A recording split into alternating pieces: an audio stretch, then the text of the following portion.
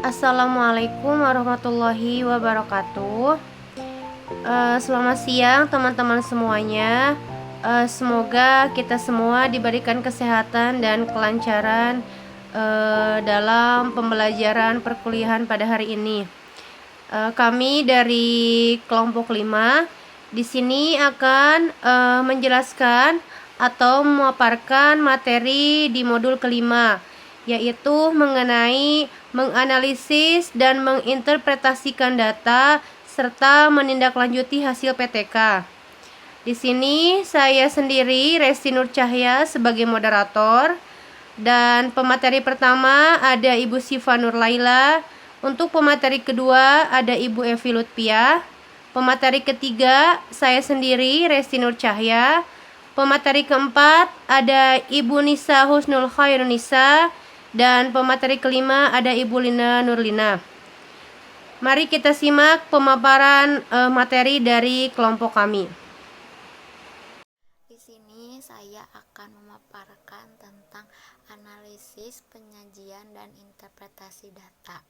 Nah, ada hakikat analisis, penyajian, dan interpretasi data. Jadi, tahap analisis data sering menjadi tahap krusial bagi para peneliti karena keengganannya untuk mengerjakannya. Nah, lebih-lebih bila data ini sudah menumpuk, yang merupakan batu sandungan yang dapat membuat penelitian menjadi sia-sia. Mills tahun 2000 mendefinisikan analisis data sebagai upaya yang dilakukan guru yang berperan sebagai peneliti untuk merangkum secara akurat data yang dikumpulkan dalam bentuk yang dipercaya dan benar. Sedangkan interpretasi data adalah upaya peneliti untuk menemukan makna yang dikumpulkan untuk menjawab pertanyaan penelitian. Nah, mengapa kita perlu melakukan analisis dan interpretasi data? Yang pertama, tanpa melakukan analisis, kita tidak mungkin dapat menjawab pertanyaan yang mendorong kita untuk melakukan penelitian. Yang kedua, kegiatan analisis adalah mencoba mengolah data agar lebih mudah sehingga dapat dipahami dan memberikan makna bagi para pembacanya. Nah, di sini ada hasil analisis lembar observasi, yaitu siswa yang berjumlah 30 orang dengan ada 5 deret. Yang pertama mulai dari deret depan sampai deret belakang. Nah, di sini ada tanda bintang ya, ditandai dengan tanda bintang, yaitu bintang 1 dan bintang 2. Nah, hasil analisis dari tabel dari slide sebelumnya. Nah, yang pertama ada 11 dari 30 siswa yang mendapat kesempatan menjawab pertanyaan. Nah, dari jumlah 30 anak tadi, ada 11 anak yang berkesempatan menjawab pertanyaan, yaitu dengan yang ditandai dengan tanda bintang. Kemudian yang kedua, ada siswa yang mendapat kesempatan menjawab 2 kali. Nah, tadi ada yang ditandai dengan bintang 1 dan bintang 2. Nah, yang bintang 1 itu merupakan siswa yang mendapat kesempatan menjawab 1 kali. Sedangkan yang bintang 2 yaitu siswa yang mendapat kesempatan menjawabnya 2 kali. Nah, yang ketiga ini semua deret tempat duduk mendapat kesempatan menjawab.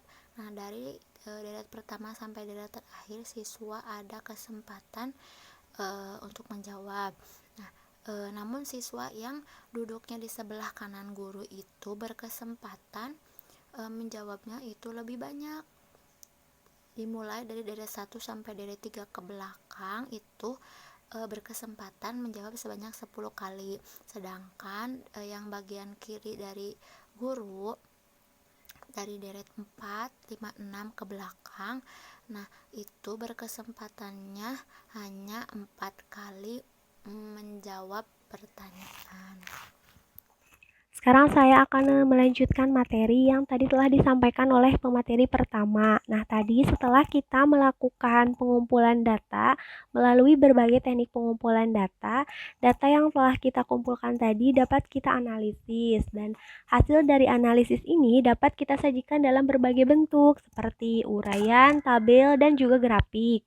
Jika analisis ini kita gabungkan dengan komentar atas jawaban siswa yang berasal dari catatan guru dan catatan pengamat yaitu teman sejawat kita, maka hasil analisis ini akan memberikan makna yang lebih komprehensif. Nah, hasil analisis ini kan tadi bisa disajikan dalam bentuk uraian, tabel, dan juga grafik. Nah, contoh apabila kita sajikan dalam bentuk uraian, hasilnya itu akan berupa deskripsi.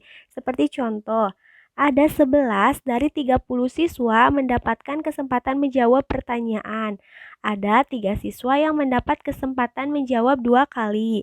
Siswa yang duduk di sebelah kanan lebih banyak mendapatkan kesempatan menjawab yaitu 10 kali daripada siswa yang duduk di sebelah kiri guru yaitu 4 kali. Nah, itu merupakan hasil analisis yang berupa uraian yaitu deskripsi. Kemudian bisa juga hasil analisis itu kita sajikan dalam bentuk tabel. Contohnya seperti ini. Nah, ini merupakan tabel contoh dari hasil analisis data yang didapat. Nah, ini di sini ada rekapitulasi sebaran dan kualitas pertanyaan. Di sini ada nomor siswa. Siswanya itu terdiri dari 30 sehingga nomornya itu dari nomor 1 sampai 30. Kemudian ada deretan tempat duduk dari depan dan kesempatan menjawab. Nah, di sini untuk di deretan 1 itu berarti anak yang duduk di deretan 1 ada 6 orang. Kemudian ada juga yang di deretan 2, 3, 4, dan juga 5. Di sini anak yang mendapatkan tanda bintang berarti itu adalah anak yang sudah menjawab pertanyaan. Jika bintangnya 1 berarti anak mendapatkan kesempatan untuk menjawab pertanyaan 1 kali. Nah, apabila bintangnya 2 berarti anak mendapatkan kesempatan menjawabnya itu 2 kali. Kemudian di sini juga ada komentar. Nah, setiap jawaban dari pertanyaan yang dikemukakan siswa, kemudian kita berikan komentar. Ada juga yang jawabannya logis dan benar, bisa juga jawabannya itu kurang tepat, kalimatnya agak rancu ataupun kacau. Nah, itu tergantung dari hasil jawaban pertanyaan yang sudah dikemukakan oleh anak. Untuk selanjutnya, di sini setelah kita menganalisis dan menginterpretasi data, kita dapat memperoleh yang pertama, data dapat dibaca dengan mudah. Nah, tidak bisa dipungkiri, data yang kita sajikan dalam bentuk tabel ataupun grafik ataupun hasil analisisnya berupa uraian akan lebih mudah dibaca oleh orang-orang. Nah, daripada data yang kita kumpulkan melalui lembar observasi. Nah, apabila sudah dianalisis, data itu akan lebih mudah dibaca. Namun banyak juga orang yang setuju bahwa data yang sudah disajikan dalam bentuk tabel akan lebih mudah dibaca dan lebih mudah dimengerti. Seperti tabel 5.1 tadi. Ini saya akan melanjutkan materi selanjutnya, yaitu di poin B, ada menganalisis dan menyajikan data. Analisis data sangat diperlukan, karena data yang dikumpulkan dalam PTK lebih cenderung merupakan data kualitatif. Oleh karena itu, analisis data dilakukan secara kualitatif. Analisis data yaitu berupa pemilihan dan pengelompokan data yang berupa catatan singkat dan tanda-tanda atau lambang yang dibuat oleh pengamat dan catatan guru. Selanjutnya, materi tentang kesimpulan dan tindak lanjut hasil penelitian tindakan kelas. Di poin A, ada menyimpulkan hasil PTK. 1. Pengertian. Yang kedua, ciri-ciri sebuah kesimpulan. Yang ketiga, langkah-langkah pembuatan kesimpulan. Di poin B, ada menindaklanjuti hasil penelitian tindakan kelas. 1. Pengertian. Yang kedua, rambu-rambu pembuatan saran. Dan yang ketiga, langkah-langkah membuat saran tindak lanjut. Menyimpulkan hasil PTK atau penelitian tindakan kelas. Menyimpulkan artinya mengiktisarkan atau memberi pendapat berdasarkan apa-apa yang telah diuraikan sebelumnya. Ciri-ciri sebuah kesimpulan. Yang pertama, singkat, padat, dan jelas. Artinya, kesimpulan merupakan ikhtisar atau intisari, maka sebuah kesimpulan haruslah lebih singkat dari uraian. Yang kedua, kesimpulan harus sesuai dengan uraian yang telah teman-teman buat. Sebuah kesimpulan harus bisa membuat saripati dari semua uraian. Yang ketiga, kesimpulan harus dibuat sesuai dengan tujuan perbaikan atau pertanyaan penelitian. Kesimpulan tersebut akan langsung menginformasikan kepada pembaca apakah tujuan perbaikan dapat dicapai sepenuhnya, sebagian, atau sama sekali tidak tercapai.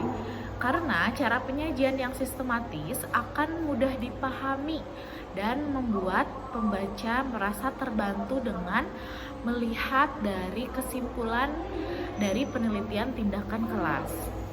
Nah, kemudian ada langkah-langkah untuk pembuatan kesimpulan yang tepat. Yang pertama, cermati tujuan perbaikan atau pertanyaan penelitian satu persatu, sehingga teman-teman bisa paham benar apa yang dicari dalam penelitian. Yang kedua, cari temuan atau deskripsi temuan yang dibuat berdasarkan hasil analisis data yang teman-teman buat. Yang ketiga, cermati uraian pada deskripsi temuan, pertanyaan, penelitian, atau tujuan perbaikan. Kemudian buat saripati atau ikhtisar dari uraian tersebut. Setelah semua pertanyaan, penelitian, atau tujuan perbaikan disimpulkan semuanya, susun kesimpulan tersebut sesuai dengan urutan pertanyaan, penelitian, atau tujuan perbaikan. Misalkan pertanyaannya ada 3, nah kemudian di kesimpulannya disusun menjadi 3. Diurutkan sesuai dengan pertanyaan yang sebelumnya yang sudah dibuat. Yang selanjutnya, periksa kembali kesesuaian antara pertanyaan penelitian, uraian, dan kesimpulan. Apakah sudah sesuai atau tidak kesimpulan dengan uraiannya. Jika belum, diperiksa kembali. Jika sudah, bisa dilanjutkan untuk mengerjakan hal yang lain. Assalamualaikum warahmatullahi wabarakatuh. Nama saya Lina. Saya akan menyampaikan atau melanjutkan modul 5, yaitu tentang rambu-rambu pembuatan saran. Dalam pembuatan saran ada rambu-rambunya, yaitu yang pertama, saran harus sesuai dengan kesimpulan dan hakikat penelitian yang kita lakukan. Yang kedua adalah saran harus mempunyai sasaran yang jelas, artinya pembaca harus tahu kepada siapa saran ini akan ditujukan. Yang ketiga adalah saran untuk menindaklanjuti hasil PTK sebaiknya bersifat konkret dan operasional. Yang keempat, saran harus juga mempertimbangkan metodologi atau prosedur penelitian yang dilaksanakan serta bidang studi yang akan diajarkan. Yang kelima adalah saran yang dibuat haruslah merupakan pemikiran yang cukup penting untuk memperbaiki pembelajaran. Yang ketiga adalah langkah-langkah membuat saran tindak lanjut. Yang pertama, cermati kesimpulan yang sudah dibuat. Yang kedua, pikirkan apa yang dapat ditindaklanjuti dari kesimpulan yang sudah dibuat.